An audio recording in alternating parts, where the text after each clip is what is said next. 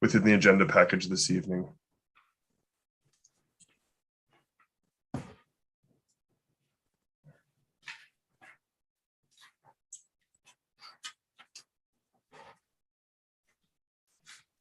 Everyone see that presentation all right?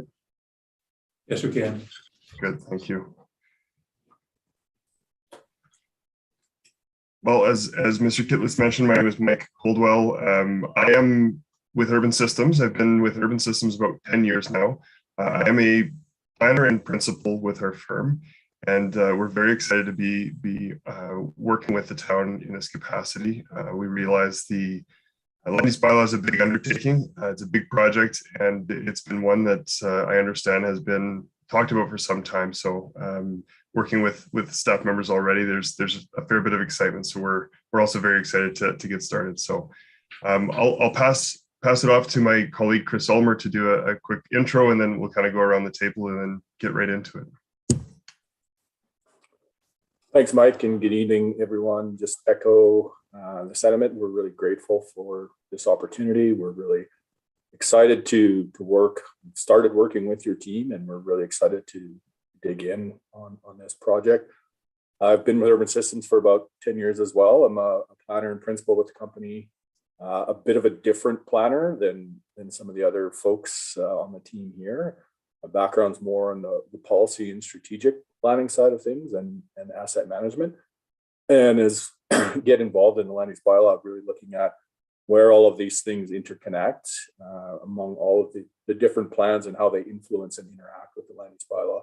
So that's really the role I'll play here. And with that, I'll pass it over to Becky Sobey to introduce herself. Thanks, Chris. Good evening. My name is Becky. I've been with Urban Systems for just over 2 years now. And I have a background. I started my career with the town of High River, and even just continuing on with Urban Systems, been working with municipalities and sort of digging deeper into land use bylaw almost on a daily basis. So keen and eager to do the same here with Edson and learn more from staff in the community. Yeah, and maybe I'll pass it on to Jenica. Thanks so much, Becky. My name is Jenica Collette. I'm a planner with Urban Systems. I've been with Urban Systems for about 6 months. My background is mostly in municipal planning. I worked as a development officer and planner with the regional municipality of Buffalo for quite some time.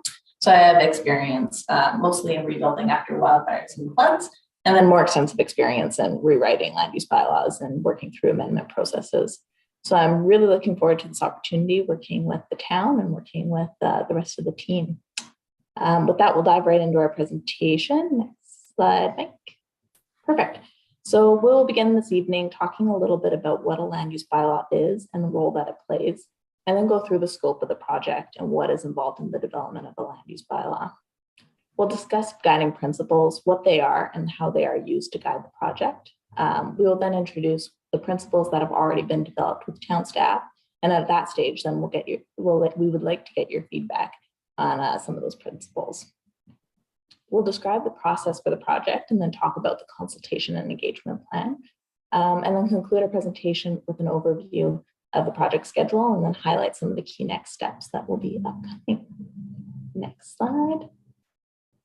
So first and foremost, what is a land use bylaw? It is a tool or instrument, and essentially it regulates the use and development that occurs all in the land all across a town or municipality. So it really picks up where the policy documents like a municipal development plan or area structure plan leave off. And then it is used to be the implementation tool for a town's vision, one of the many implementation tools at a town's disposal. So a couple of key things the land use bylaw does is it divides the town into land use districts, and then it identifies what land uses can occur within each of those districts. It provides some technical provisions or regulations that prescribe how development occurs. So it talks about things like building height, setbacks, how far buildings are from property lines, that sort of thing. There's also an administrative element to a land use bylaw. So it talks about the role of establishing how decisions are made, so development permit applications, and then the process that somebody would follow when making an application. There's also a couple of key things to keep in mind of what a land use bylaw is not. And it's not a long-range plan. So it doesn't provide you some direction or vision for how a community will proceed, but rather it's a tool to take that vision that's already established in other documents and turn that vision into a reality. So we could take an analogy would be like a construction of a house. So you have blueprints and building plans that tell you what the house is going to look like, where it's going to be, that sort of thing. And that's really the role of your MDP or your ASP. And then the hammer and the nails and the other tools that you actually use to construct the house is your land use bylaw. So that's kind of how those documents, those planning documents, come into play with each other. Next slide, please. So the project involves the development and then the delivery of a new land use bylaw for the town of Edson.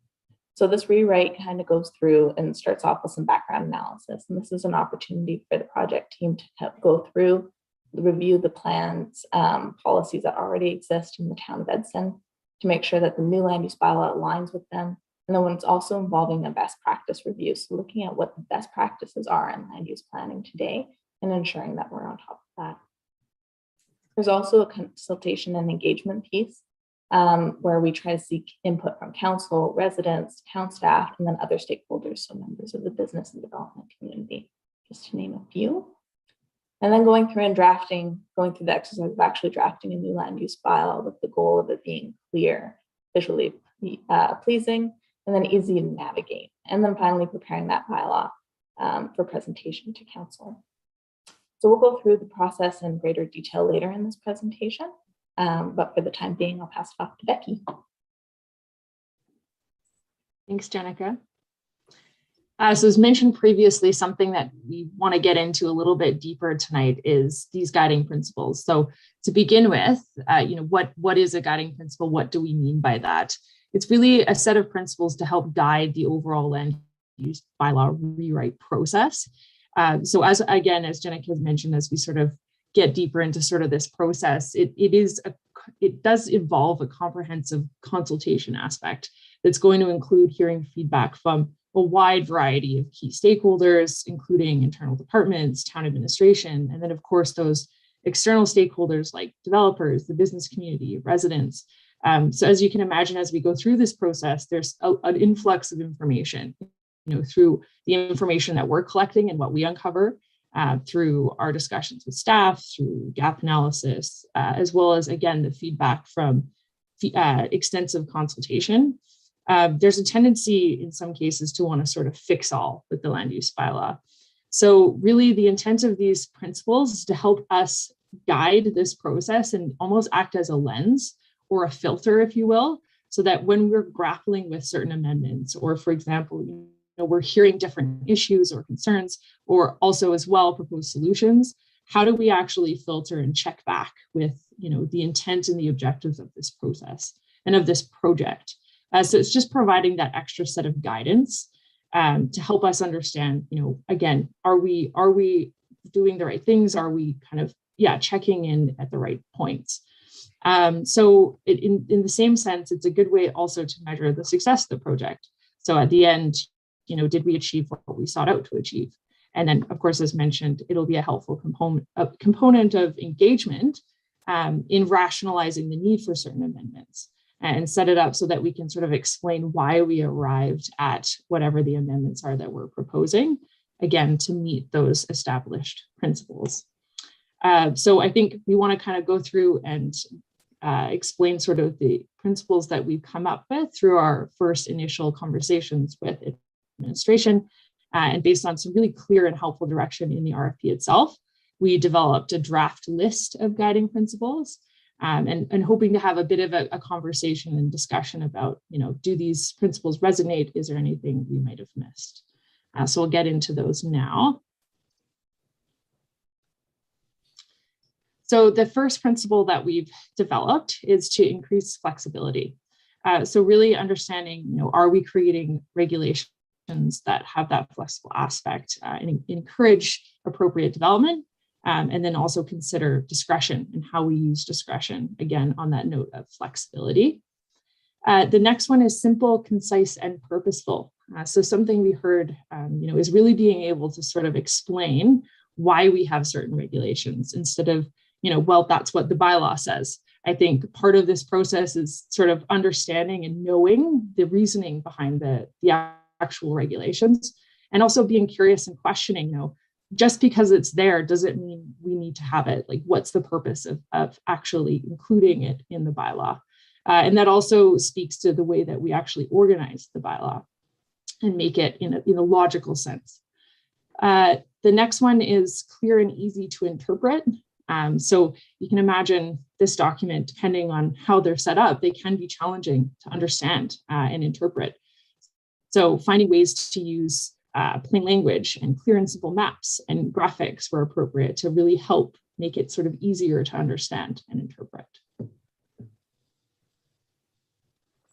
Visually pleasing and user-friendly. Again, these documents historically are not as fun to read. So is there a way that we can make them more pleasing? And also too, a lot of us are visual learners. So is there a way that we can include graphics or rearrange to make it easier for all the users to be able to understand how to use the bylaw, and even go one step further and provide that direction in the bylaw itself on how to use it.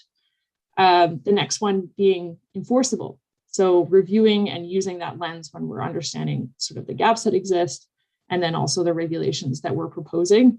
Can they be enforced? What does that look like? The next one is follows best practice. So this is really related to sort of those other regulatory documents, planning law, industry standards, whatever other regulatory frameworks, and then also understanding and sort of questioning or reviewing the appropriate delegation of the development authority. So, who is responsible for approving what? Next one, and one that we're particularly excited about, is again, just reflecting the local context. I think it's important through this process to understand what's relevant to Edson and not just to town X. This is the way this town does it, so therefore we shall do the same. I think for us through this process, again, through engagement, through discussions with staff, in understanding what's going to make sense for Edson and not just us, a municipality. So that's something that was sort of very important through our discussions so far. And then lastly, but not least important, aligning with those higher order documents. So sort of back to Jenica's comments about this really being the tool that's executing the town's vision. We want to make sure that they're talking to each other and that this document itself is strong enough to do that and actually implement on what's being set out in those higher order documents. So at this point, I think we're hoping to sort of stop talking at this point and understand from the group if there are any guiding principles, again, that sort of resonate with you, or first thoughts as we go through those principles. Is there anything that we're missing that we should be considering throughout this process that's maybe not covered in what we've gone over? I think this is sort of where we're hoping to hear from the committee. Anybody got any comments on this? Councillor Taylor? Yeah, through the chair. My only thing to add is something regards to looking at our goals and vision within our strategic plan, which should be, I don't know when it will be finalized, hopefully in the next month. But in terms of looking at that and just following along there, and depending on what's in there, but what it's finalized look like. But that's the only thing I would add in terms of the guiding principle. Yeah, I appreciate that comment for sure. I think that's something that is sort of, again, with that alignment with the other documents that are in place to make sure that nothing's contradicting and that they're sort of singing from the same songbook, if you will. Councillor Schnarr? Through the chair, one comment, I do like the idea where you said simplify it, because that's most of the problem. People come to develop, they've never developed before. My one concern is, and we've always had this happen in any kind of planning, when you say you're going to consult with the landowner, especially bigger parcels, do we have something in play to make sure that everyone is consulted? We can send emails like that. So if we're putting involvement, we have some measure in place to guarantee that each landowner will have proper involvement. Maybe I'll field that one to Councillor Schnarr through the chair. It is, I do have a slide of it later on public engagement, and I very much appreciate the points that you've made there. It is, we do find it's very typically difficult to get people engaged on land use bylaws. And so I think it's, the challenge ahead of us is trying to find ways that people can actually get excited and interested about what a land use bylaw is and what it means to them. You know, can we guarantee that each and every single landowner in town will be consulted? No, we cannot guarantee that. What we can do, however, is make sure that everyone is aware of the project through signage, through social media, through different venues that we intend to bring to the public, to different stakeholder groups as well too. And we can offer them different venues that suit them best to engage with this process. And so we certainly can't force everyone to want to be engaged, but we can certainly give people the opportunity to be engaged if they're so inclined to do so. And so I think, and I'll touch on this in a little bit, but one of our next steps here is to put the finishing touches on our communications and engagement strategy, which really lays out a whole pile of the tactics that we expect to roll out over the next 18 months, really, as we go through this process. So hopefully that addressed your concern a little bit, or your question. Thank you. Any other questions? Councillor Petitioner? Yeah, through the chair. I'm not sure. I'm going to guess that when you talk about clear and easy to interpret, that this will be addressed. One of the challenges I've always seen with bylaws is terms of reference or definitions where, they're too specific on a title that, like we just went through a bylaw review where it was truck depot, ended up being called truck depot, but a cartridge firm, like some of the terms are generic or old or don't apply to our region. So I'm hoping, and I'm going to assume, but that's why I'm asking asking about it, that we relate to the industries in our areas, in terms of reference to things that apply to industries in our community. I think that would be a lot nicer, especially when people are looking at bylaws on, because if you don't develop all the time, it's very cumbersome.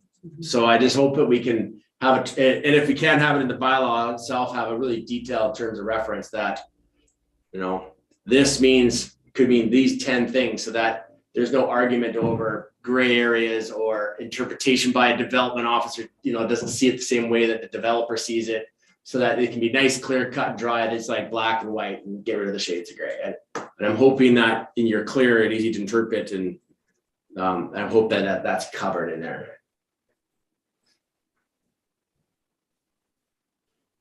Yeah, through the chair, I think that's exactly something that is communicated as quite important, is exactly that when someone's sort of grappling with or trying to interpret it, sort of removing the gray area, like you said, and making it very clear cut. Because again, if it's confusing for administration, you can imagine how confusing it would be for someone actually using the bylaw. So yeah, really, really appreciate that comment for sure. Mayor Zaher? Thank you, Mr. Chair, and thank you very much for the presentation this evening. I'm super excited about this project. Land use planning is one of the least exciting things for the public, but probably the most important for our municipality. And I think the guiding principles that you presented here today are exactly what we are looking for. That this addresses a lot of the challenges that I think we've faced as a community over the last number of years, especially the flexibility piece, and as was mentioned, making sure that things are easy to interpret and easy to use. So I'm excited about this, and I hope that we can get people engaged, because this is really an important piece as we talk about reducing red tape and encouraging economic development in our community. My question is, how many municipalities have you done land use bylaws for? And when you go through this process, are you going to be looking at some innovative ways, like some newer ideas in terms of how developments are being done throughout the province?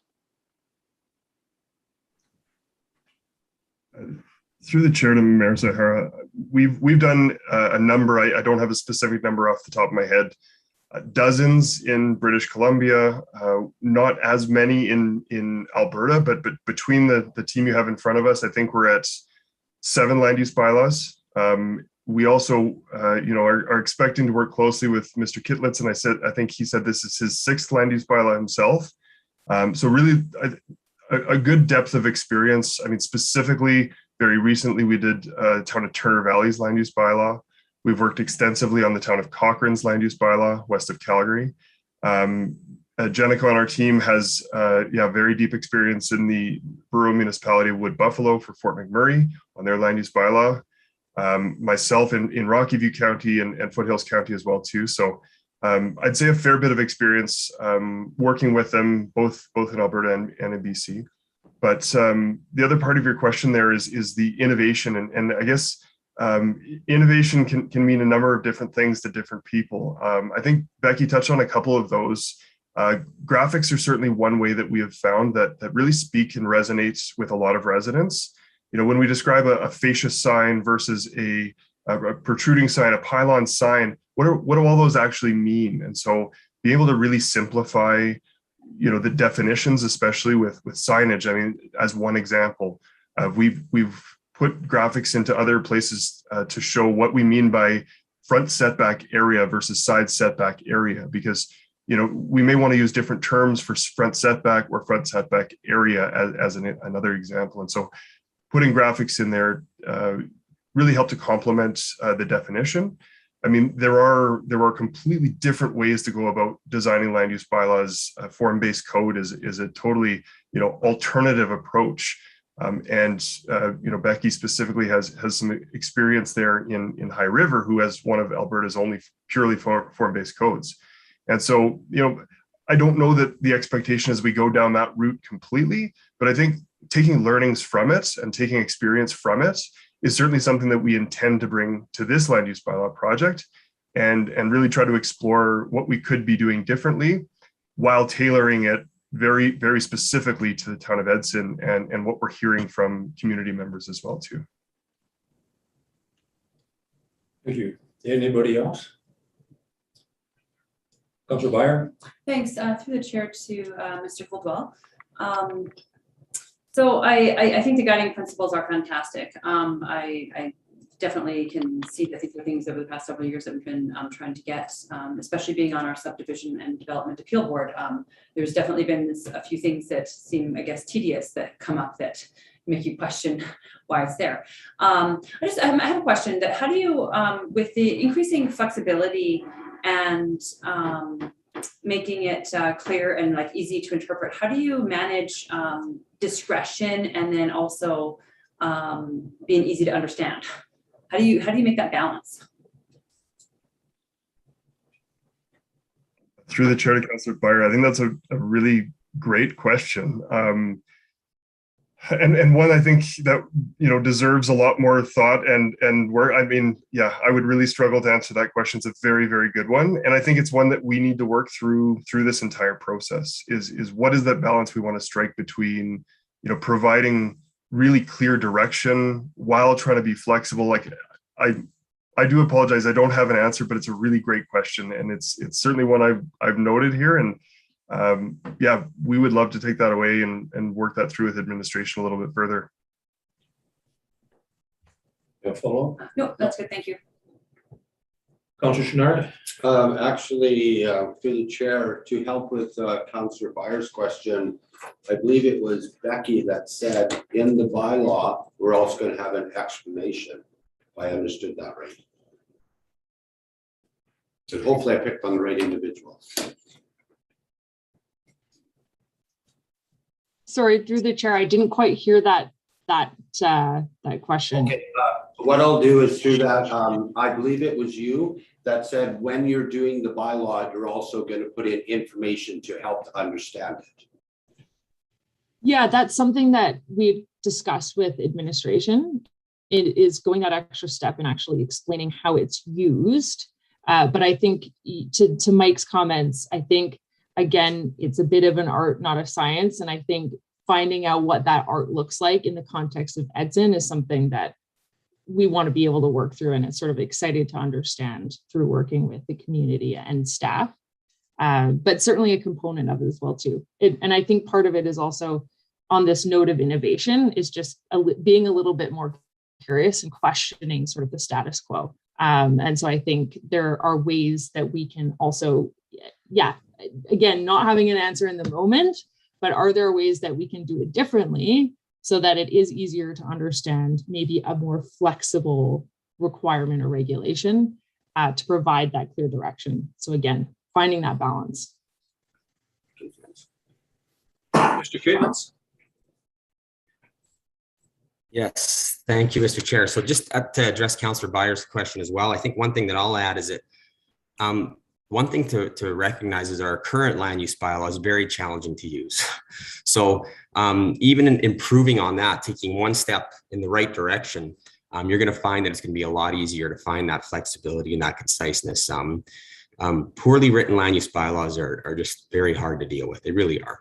And we have a lot of uses that aren't defined in our land use bylaw, and that's just right there. That's just a challenge, right? So I think it'd be very easy for us to improve on what we have. I guess what I'll say. Thank you. Councillor Moore. Yes, to the chair. I'm just curious. I'll throw this out to whoever wants to answer it. What are some differences you find between some BC land use bylaws and some Alberta land use bylaws, or are there any great differences at all?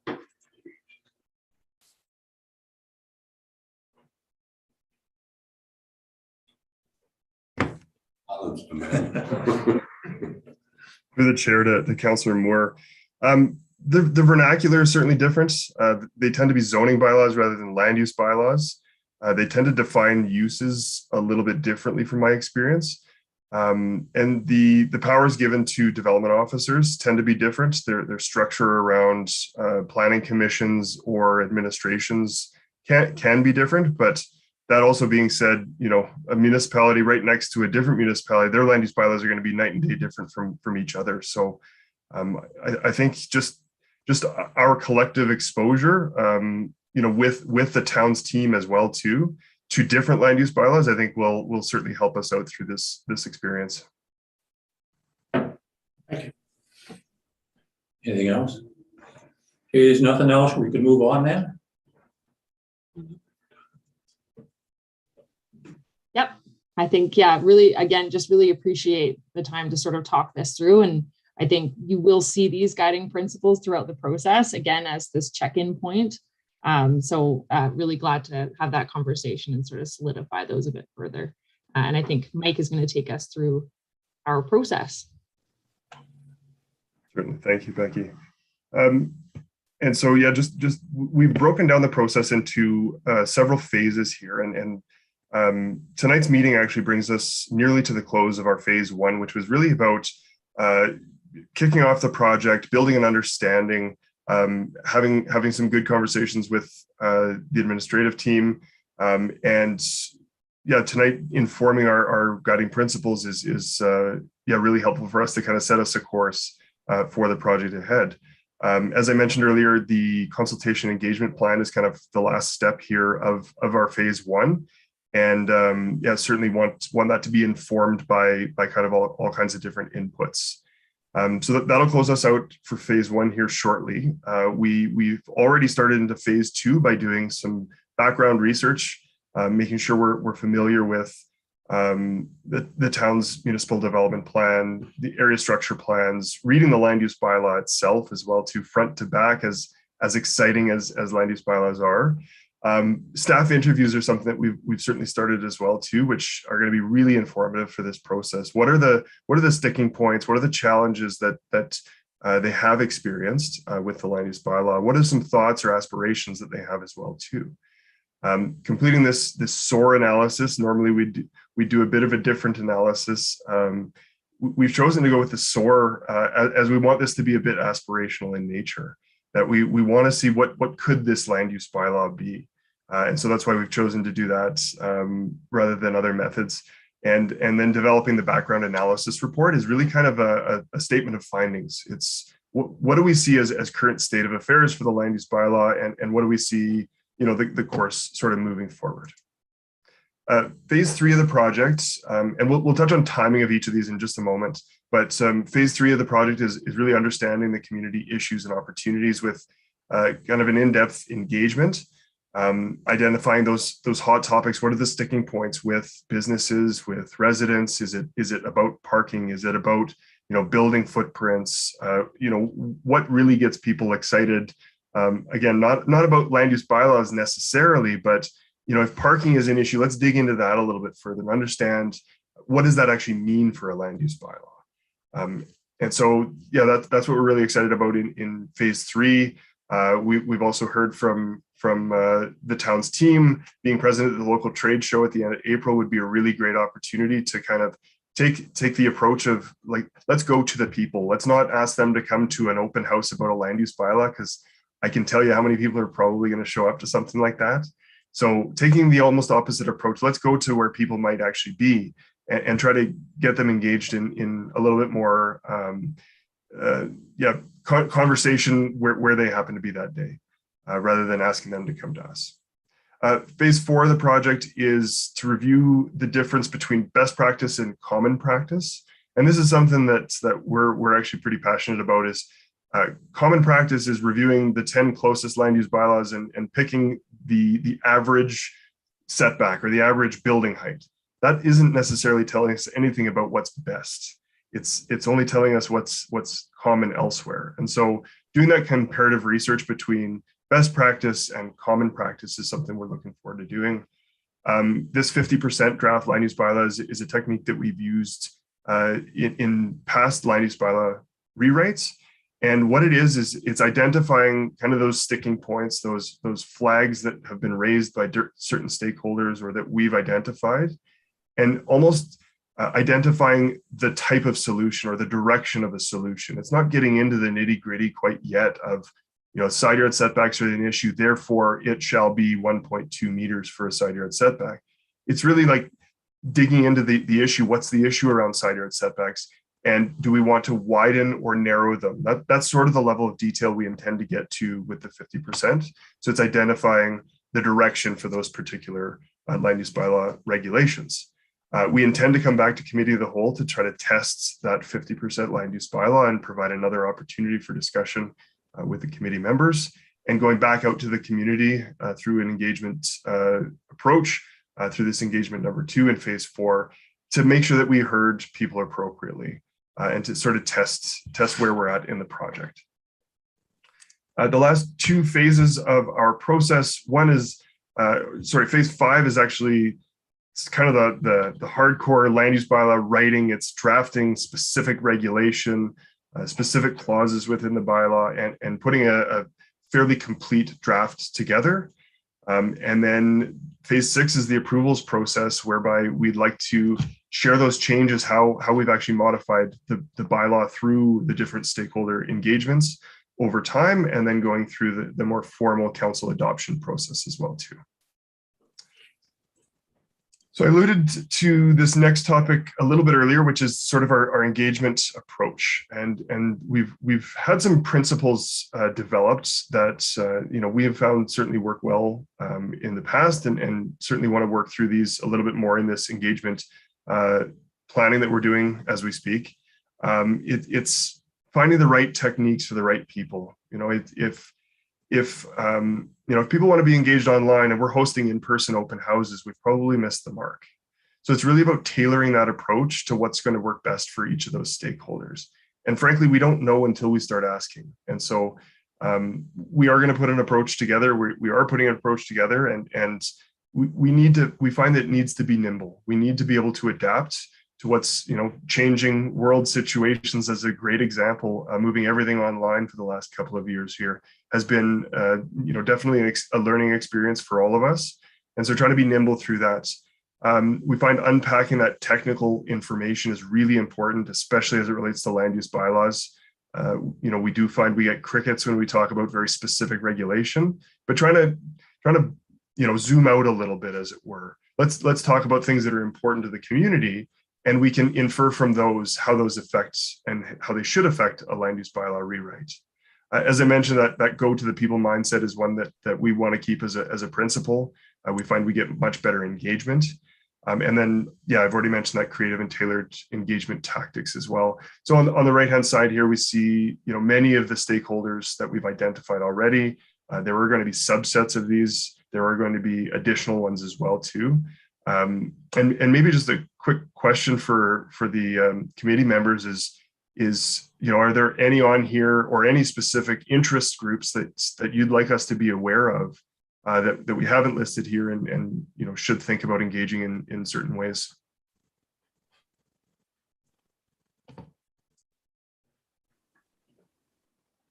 I think they're all on there. I think as we go through it, we can make it known to our administration and they can always bring it up to you and that. How about schools? Where is that? In it? Did you hear the question? Absolutely, I did. Sorry, I'm just marking it down. And yes, school boards for sure. I mean, could be another subset of stakeholders. So I appreciate that suggestion. Thank you. Mayor Zaher? Yes, I would just say that probably, I mean, you have local business owners there, but specifically the Chamber of Commerce and specifically realtors in our community that deal with often development type of issues and what they're hearing from those that they're working with. Appreciate this. Thank you.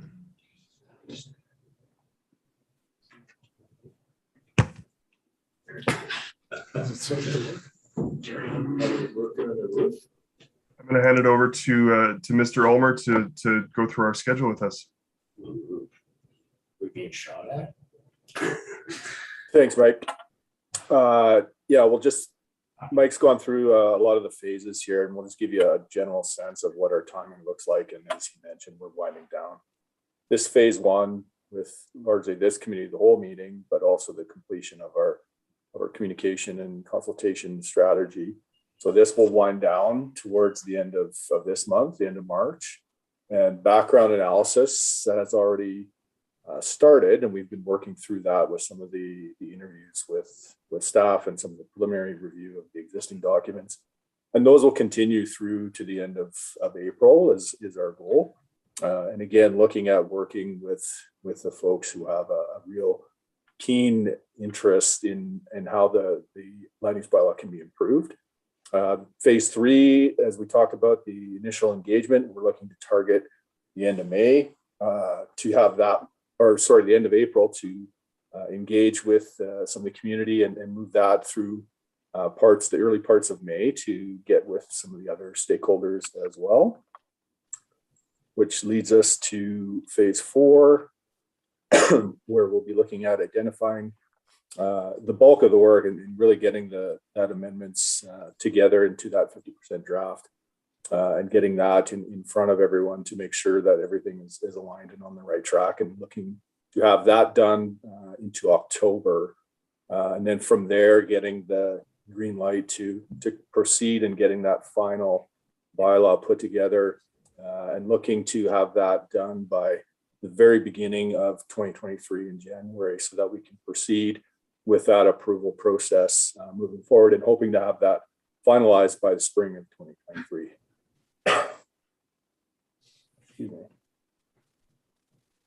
So just in terms of where we are today and moving forward with the immediate next steps and wrapping up this first phase is finalizing that consultation engagement plan, which will guide the community and the stakeholder conversations, particularly through this first phase, but really looking to have an idea of where we want to go from phase one, and then how are we going to take learnings from that first engagement and adapt our approach from there.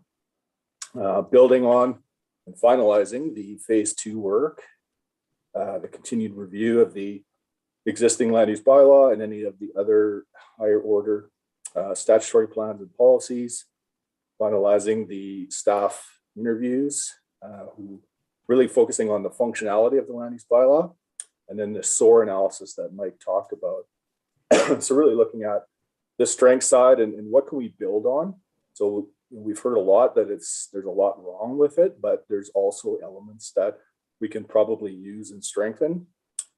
identify some of the ideal future opportunities that we can use to improve on that land use bylaw. And then really on the aspirational side is where this differentiates a lot from the more typical SWOT. It's pretty easy to talk about the weaknesses we found.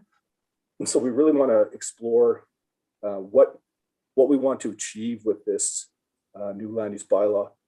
And then this notion of, I can't remember, I think it was Mayor Zahara brought up the question around innovation, and really from the aspirational side, what can it be from a local perspective, and really bringing that context to bear, so that now we're not just bringing in kind of the new planning buzzwords from other cities or other municipalities that may or may not fit. And then the final piece is the results. Excuse me. I've been talking all day. My voice is really hitting the end of the wall here. And on the results side is really how will we know we're succeeding with what we hope to achieve. And so I look at this as, we take a very adaptive approach to our process and to how we build this. And we want to build that adaptive approach into the plan or the bylaw itself. So how do we bring a very experimental mindset to bear?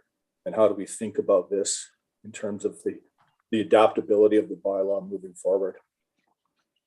And then finally, on the next steps piece is getting from the engagement strategy and moving that directly into the end of April and early May into that first round of community and stakeholder engagement. So that essentially concludes the formality of our presentation today. So really, thank you for your time. Thank you for your consideration, and thank you for your participation. We are incredibly looking forward to working with you through this project and getting to know the community a lot more and a lot better. So with that, if there are any closing questions, we'd be happy to take those. Hopefully somebody other than me. Anybody got any further questions? I just have one question, gentlemen. Yes, Councillor. Actually, no, you answered my question. My question was time frame, so thank you for that. It's about 12 months. Because I just have a question. If you had a chance of going through our bylaws, how do you find our bylaws? Are they okay? Are they bad? Or have you been digging into them?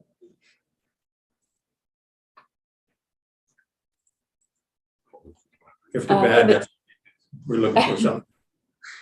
I could perhaps provide some feedback on that through the chair. Understanding that the bylaw was originally passed in the 90s, considerable changes have occurred in Alberta since the 90s in terms of planning practice, in terms of where we are economically. So really any land use bylaw written at that stage has a long way to go to bring it to where we are now.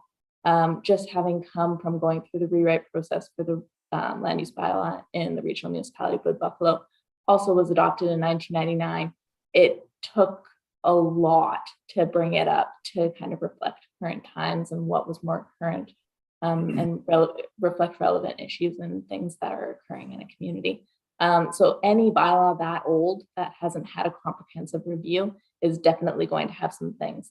But I have not to date noticed any major red flags.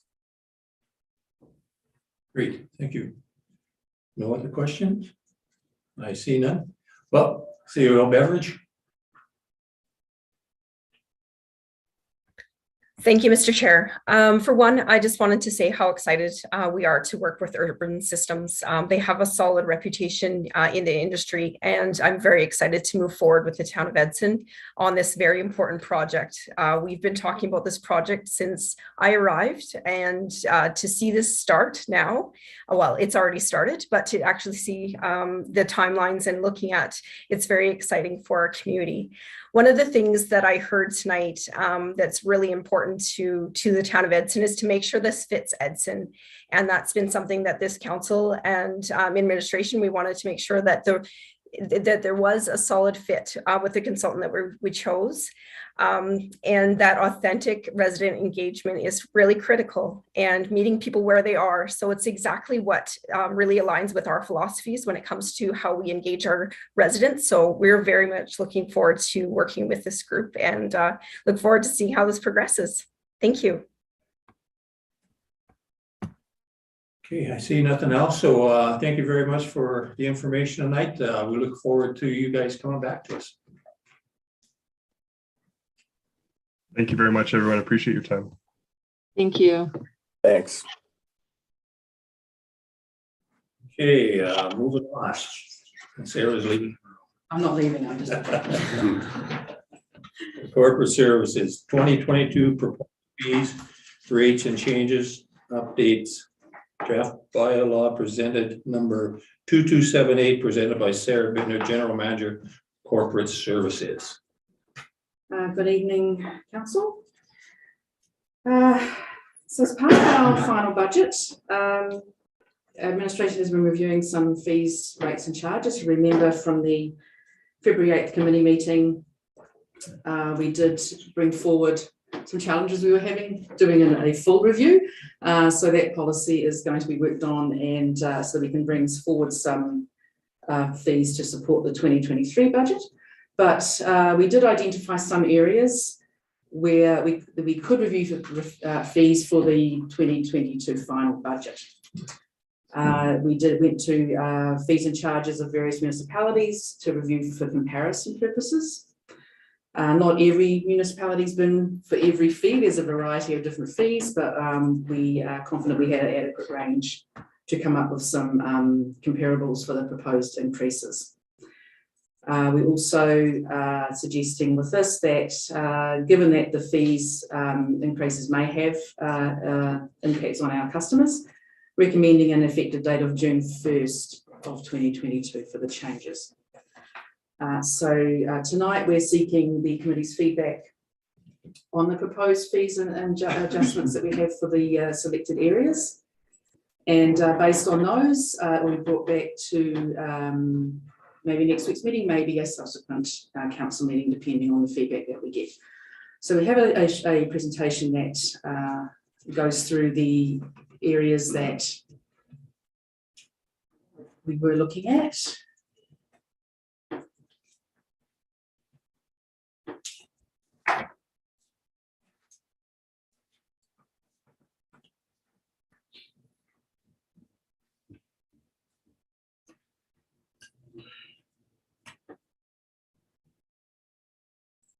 Sorry about this. Daniel, can you come over here for a moment, please? Click on the screen once and you should be fine. Just on the screen? Just on the presentation. What do you mean click on the presentation? So that's the active thing. Can you just get going? The arrows aren't working. It never works for me. Thank you. Now they work. Thank you very much. Sorry about that, everyone. I thought I had it all sorted before. All right, now we will start. So the service areas that we reviewed for potential increase for 2022. We mentioned business license fees, some select planning and development fees, the cemetery fees, landfill fees, airport fees, and we also did look at the sewer camera inspection fee that may not have been mentioned at the committee meeting, but it was one that we also looked at. You see with the business license, we have effective January 1st, 2023. Moving through the business licensing, we did bring that forward as one that we could review for 2022. However, for 2022, our invoices are sent out in January. So we'd already done all our invoicing and everything for 2022. So we will be looking at these more for the 2023 year for sure. There are some instances within the bylaw we also need to look at basing that the fees match what is mentioned in our bylaw. But through our comparisons, we did look at our some of those amounts that are being charged, as you see in the table below there. So our proposed ones for 2023 will be residential of 100, non-residential of 250, basing it on those the fee structure we saw with our comparable municipalities. At the time, we had a little bit of a convoluted bylaw business license invoicing process where pay by a certain date, you get some money off and that sort of thing. It hasn't been very easy to do as far as administratively. But also just looking at these, we see that our current prices are below the comparable ones for our municipalities. So we see that come back in 2023.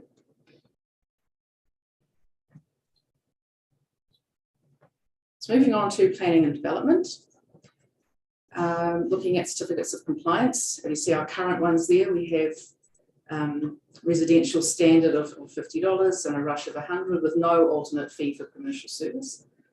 Our proposed ones you see on the table on the top right there for standard and rush, and also bringing in a commercial component to that.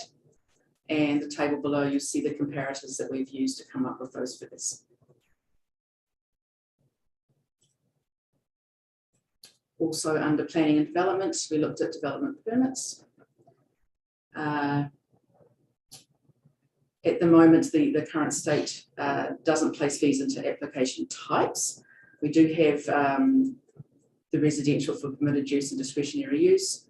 And we're seeing that with non-residential being more complex.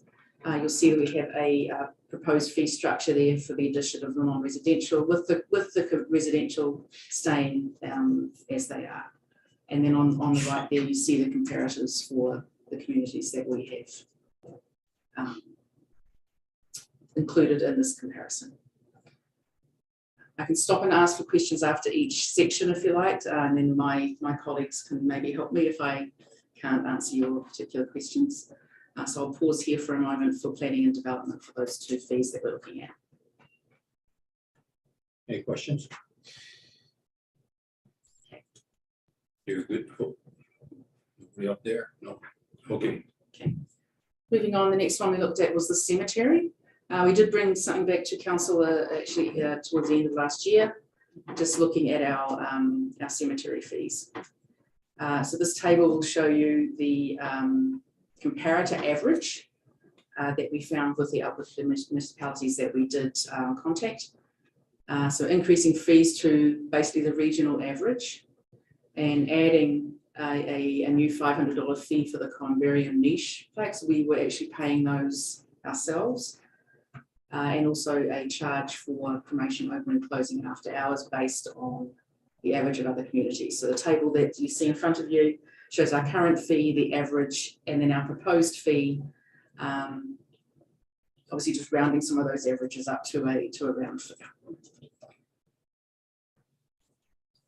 I'll pause there for any questions on cemetery. Right.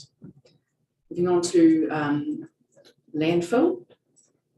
Under the current structure, a lot of the landfill is subsidised by taxation. See by the graphic there at around $340,000 for this year.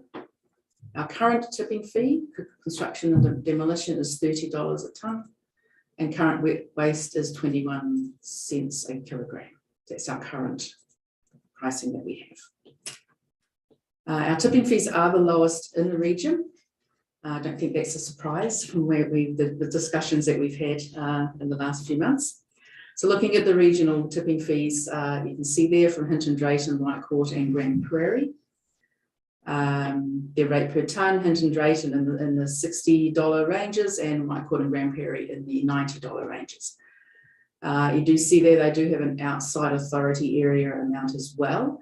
And administration will be exploring that and reviewing that further.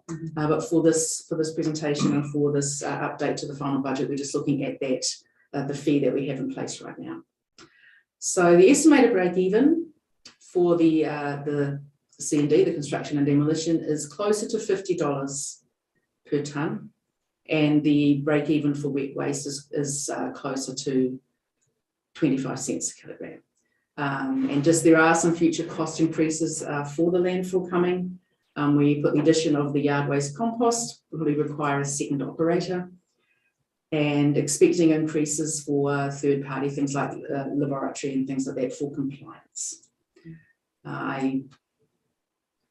We have a few more slides on this, but I can wait for some questions. I see the mayor has his hand up.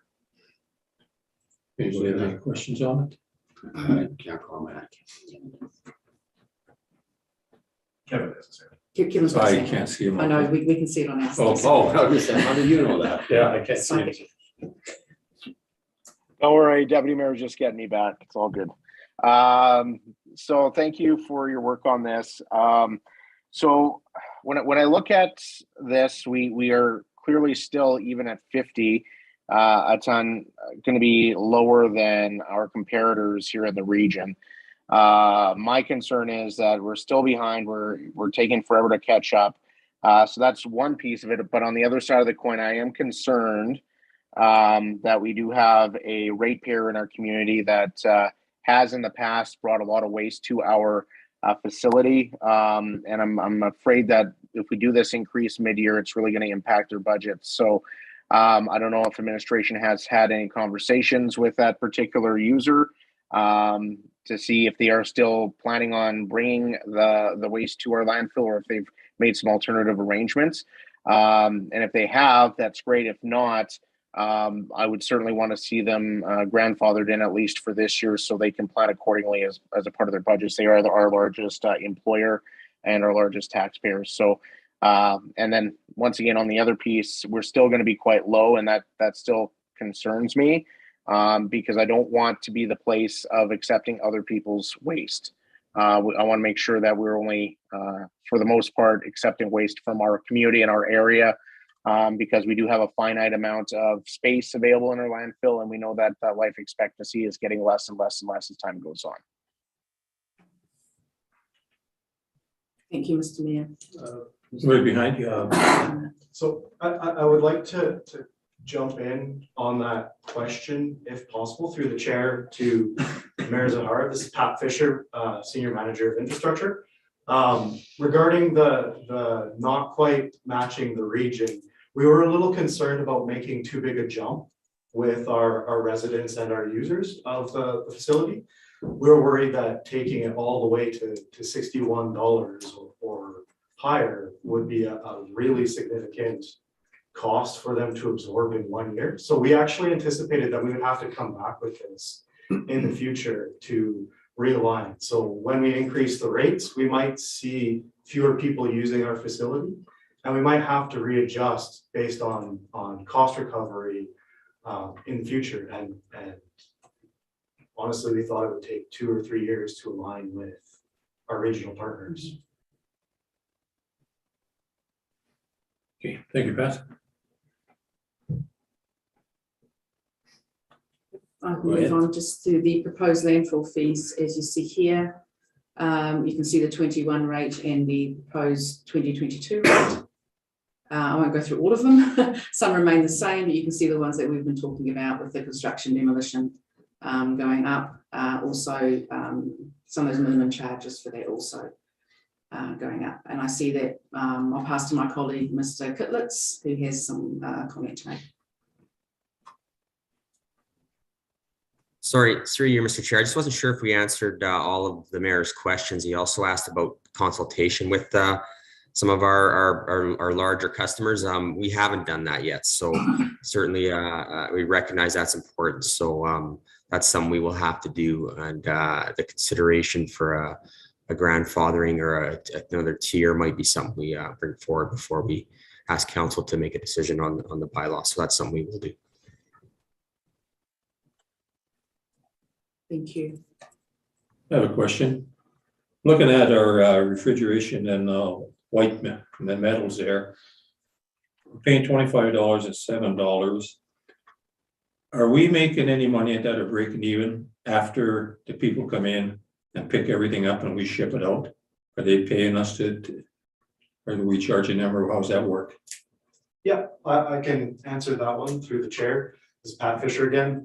With our recycling, our steel scrap, we actually have a contract, and we do receive payment for the steel scrap.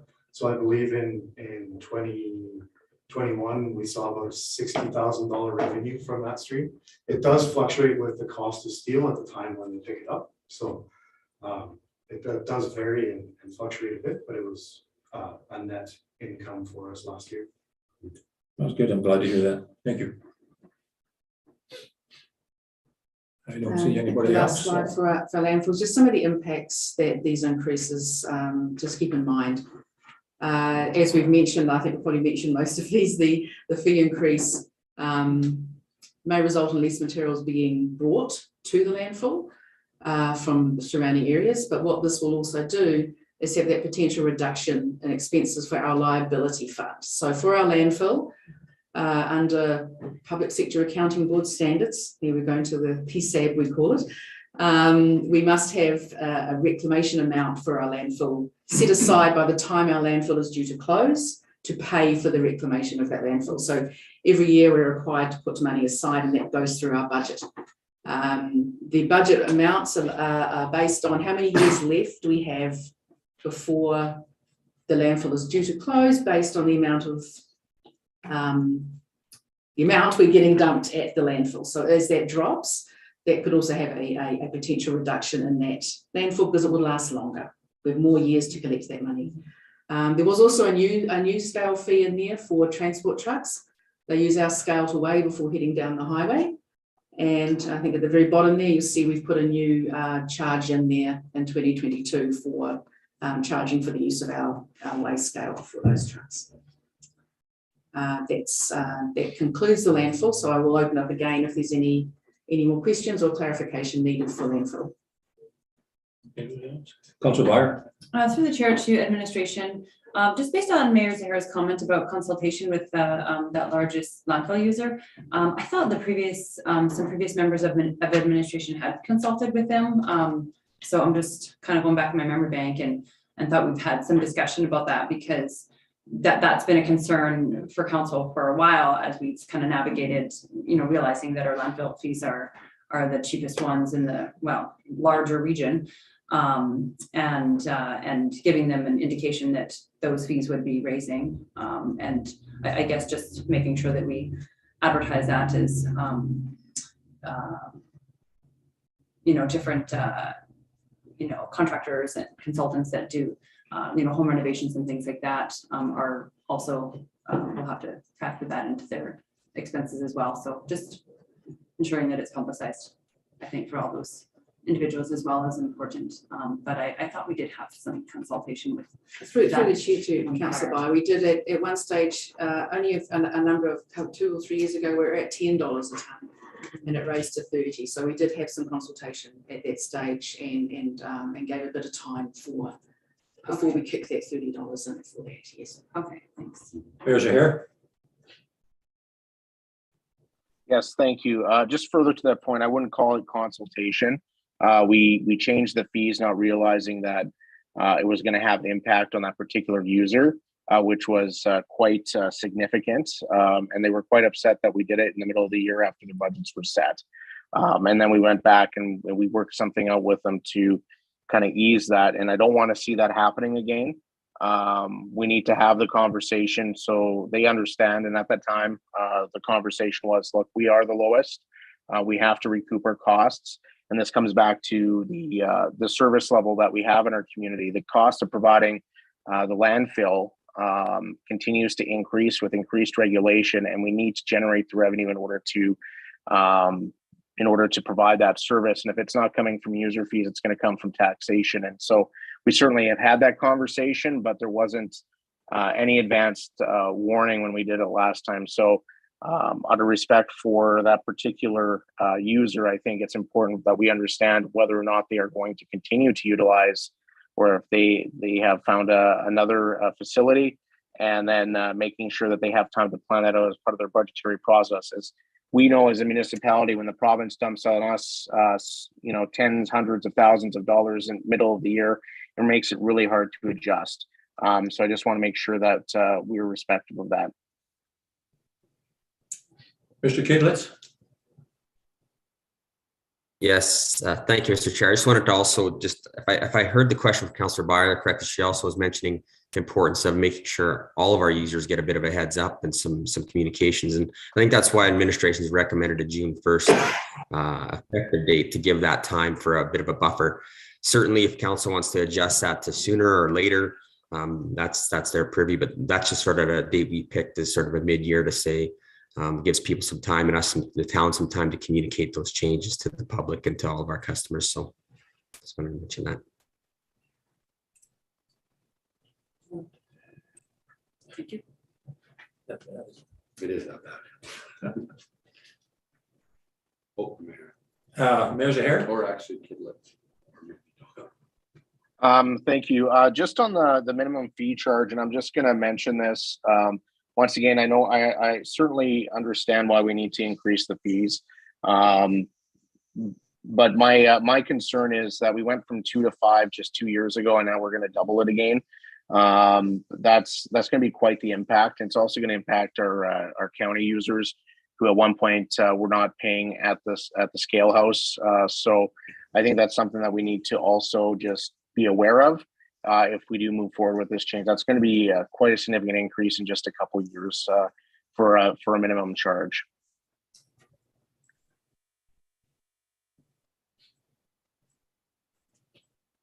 I see no other hands up. So, oh, was it COA Beverage? You can get a hand up there. Yep. Thank you, Mr. Chair. I think it's important that we do have that conversation prior to bringing this back for approval by council. So we at least have the opportunity to discuss, the potential before we have approval. So just wanting to know, we won't be bringing it back until we have had those conversations with this particular user for sure.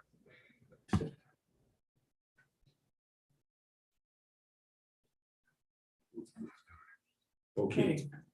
We'll move on to airport fees.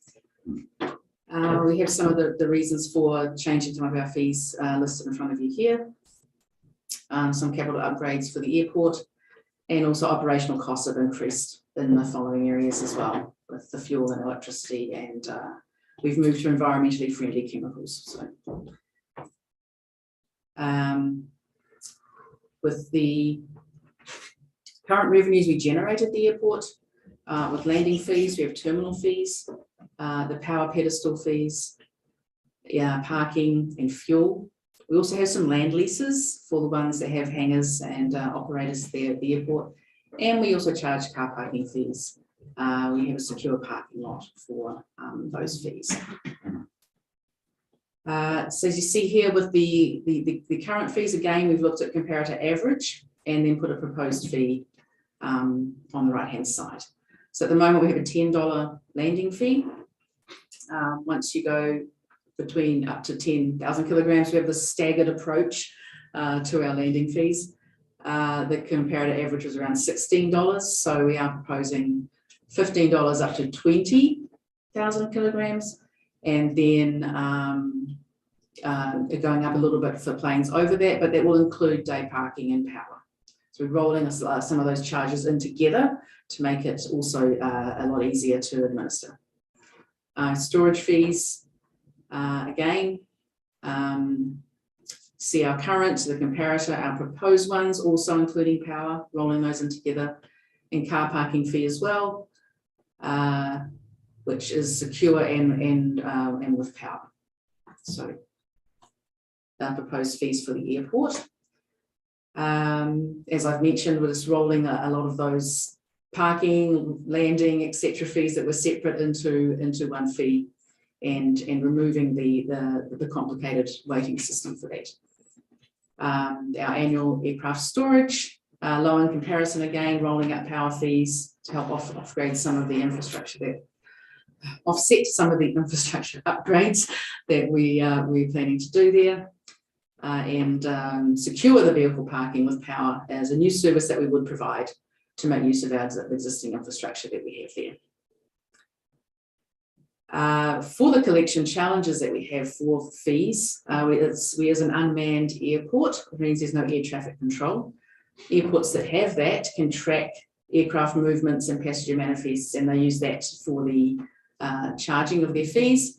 We have to rely on our security cameras to try and capture the number of the plane as well as radio recordings to try and calculate who's actually landing at our airport, to charge the hopefully correct person for that plane landing. So there are a few challenges with our structure of collecting fees. Right, so that's the airport. I'll pause there for any questions. Consultation. To the chair, to Sarah, just to understand where we got aircraft storage. What does 200/1,000 mean? We pick a number? No, it's a monthly versus an annual storage rate. Oh, okay, I'm looking at them, they're both slash. Is that what it means? It's 1 month or a year? And we've already redone our leases on there, so we wouldn't actually see a lot of that revenue until next year for those. But when we look at sort of the comparators in the area for the airports, we're way low in terms of what we charge for aircraft parking outside. So it would be bringing it in line with those other airports mostly in terms of monthly and weekly storage, or sorry, monthly and yearly storage. Oh, okay. Daily storage would be incorporated into the landing fee. So right now we do that by looking at security camera footage. It takes a lot of effort. Okay, thanks. I just wanted clarification what that slash meant. This question I got is electric vehicles. Anybody parks here and their battery's low or not, can they plug in any place? I'll have to defer that to. We don't have any charging stations there yet. I think it was identified maybe in the regional one, but I'd have to go back and look. Okay. So unless it can take a regular 120 volt, there's no charging station. See nobody else? Nope. Okay. And the other change that we also proposed is we looked at our sewer camera inspection fees. Currently you have $100 an hour. Proposed is $350 flat rate plus 100 for every hour after that first hour. Service typically takes about an hour, just so that we know. And you'll see there in the graphic that's on the slide, the comparators that we looked at for that, and also from a local plumber as well, for what they would charge for sewer cammering. So that's the other proposed change that we have coming forward to the 2022 final budget. So overall, looking at all of that together and bringing it into this chart, you'll see our current fee and proposed fee, the projected annual revenue increase. So if it was from January to December at 245,000. So we're looking at a projected revenue increase of what you've seen today based on June 1st for 2022 of about $138,000 would be projected revenue increases for the 2022 budget. So any questions from there? That concludes the presentation. Any questions? Mayor Zaire? Thank you. I just, if you can provide some information maybe afterwards, just on what our cost recovery would be before and after at the cemetery and landfill with these changes, just so I get a better understanding of what that looks like. Sure, we can do that. Anybody else? Councilor Taylor? Yeah, through the chair, I do want to thank administration for all their work on this. This was identified as a need when we were going through our budget process a few months ago, that we have a revenue issue, right? And whenever you look at a budget, initially, you look at where can you make cuts? Well, this is a revenue issue. We want to fix our revenue problem. And I know this is just the tip of the iceberg and there's more to come. So this is good, and this is a very good start. And I was pleased to see, if we can add some additional revenue, say $137,000 difference is significant to our ratepayers. So just taking it back, and I needed a few minutes just to think about some of the comments that were made with regards to the landfill. I think it's important to have those, consultations and those discussions with I guess the biggest payer, the biggest user. But the message has to be that this has to happen. Whether they're grandfathered in this year, but next year, we need to catch up. And it feels like, we're trying to catch up, and then they say, well, that jump is too far. $5 to $10 is too much, or 30 to 50 to whatever is too much. it feels like we're being punished for 20 years of inaction. So I think we do have to catch up sooner rather than later. So have these discussions. You know, I think it's important to do that, but the end of the conversation needs to be, you know, whether it's happening this year, it's happening next year. And they need to be aware, all residents need to be aware, and there's a communications tool to that. Doing exactly what we did here, look at comparables. We are well below what we should be charging. And people have been getting away with it. Our residents have been very lucky for a very long time. We need revenue now. And if it's not here, then it's going to be through taxes, and no one wants that. So just going back to that discussion. Thank you. Any other questions? Nothing on the screen. Okay, well, thank you, Sarah, administration, job well done. Looking forward to this coming back to us and hearing some more. So thank you very much. Thank you. Okay, moving on. Nothing from Community Protective Service, information items, no sundry. Questions from media and public regarding items from this committee of the whole. Adrian. Oh, no. What? You know, we wait for your questions. Did you only want to ask? I don't. She doesn't like being put in the hot seat. so- Oh, I like it just you. Anything Thank you for else, that Steve? Nothing at all? Okay, no closed session on camera. Motion to adjourn. Motion to adjourn. All in favor? We should have given it to Kevin.